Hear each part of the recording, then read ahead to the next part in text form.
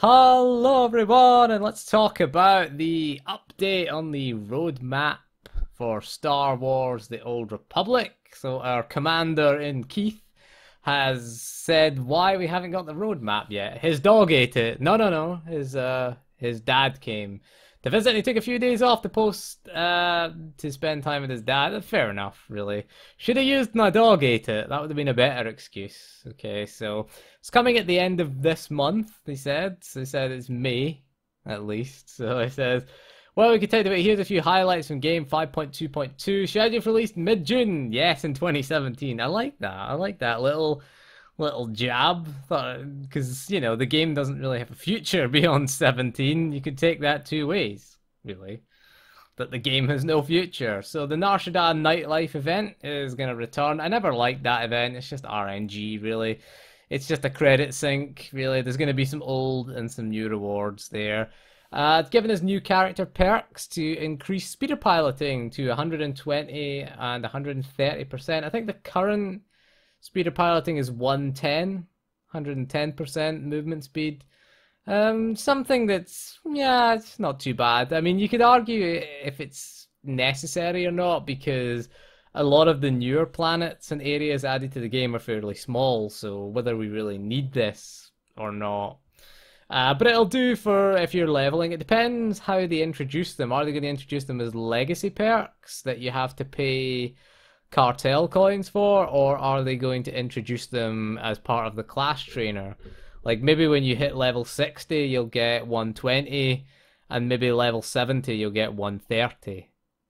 They were used as credit sinks before, but of course you don't pay credits for abilities, so you know, some things that need to be going over. It's just one bullet point on a list. The other point is companions will gain influence through standard crew skill missions, which is good, actually. It's a good way to farm influence. The more missions you send them out on, the better they get, basically. So that makes sense, really. The big one here is that full Tier 1 gear, which is, what, 230 gear, I believe, will be available from fleet vendors using command tokens. This means that we can obtain full set bonus gear, okay, for under 800 command tokens, is what he said. Be able to choose the type of gear we want, finally. Tank, healer, DPS gear. That's good. That's good. Really, Tier 1 should have been out of the way a long time ago. Like, if you're raiding Tier 1 within the first month, really. I mean, that's not to be unexpected. You should be full Tier 1. Story mode ops Tier 1, bear in mind. So you should be clear. You want to clear Tier 1 very, very quickly and then get down to the serious business of raiding, and that, or PvPing, whatever. PvP should take you a day, really. Realistically, a day, or as soon as you hit 70, if you just PvP'd while leveling. Then as soon as you hit 70, full Tier 1, gone, right? And that's a good thing. We want to gear fast in PvP. The faster you gear in PvP, the more it takes gear out of the equation. If everybody's got top gear, then it's a more even playing field. If gear becomes a factor rather than skill, then, you know, we're getting sort of results that are skewed in favor of those who just play for a long time, and PvP should always favor the skilled. So I take it full Tier 1 maybe will help PvP along a little bit.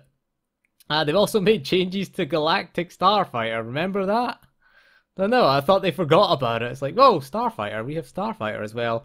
So they're going to reduce the cost, increasing the requisition rewards, and offering players a gunship and bomber as standard ships available in your hangar. I've never done Starfighter, so I don't know what any of that means. If it makes it more accessible, good.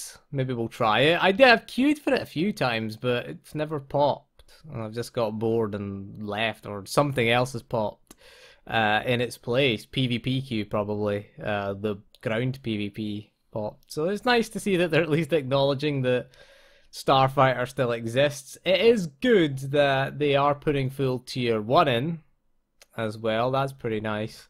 You're still going to have to grind the command ranks, though, because you're going to have to get command tokens from grinding command ranks, but at least you've got a sort of guarantee, a safety net there, that at least you can get the full set bonus now. I mean, that's good. So at least regardless of, it's not going to change how you grind command XP. In fact, the best way to gear is just to ignore it and do operations, because you don't need any gear to do story mode operations. And seeing as bosses drop specific pieces now, you could just target the piece that you want, go through the same operation on all your alts, and see if you get lucky with it. It's more of a chance than grinding the command XP for a never-ending grind, especially when you're one piece short. It always happens, you're one piece short, you're 5 out of 6 set bonus, and that last piece, you're never gonna get it. It's no guarantee, it's just not gonna screw you. It's gonna screw you every single time that you go for it. But anyway, there you go. So the roadmap is coming at the end of May. It's good that Keith updated us. Nice to see that he's updated us, our commander in Keith. So anyway, that is all for this video, and we'll see you again soon, and goodbye.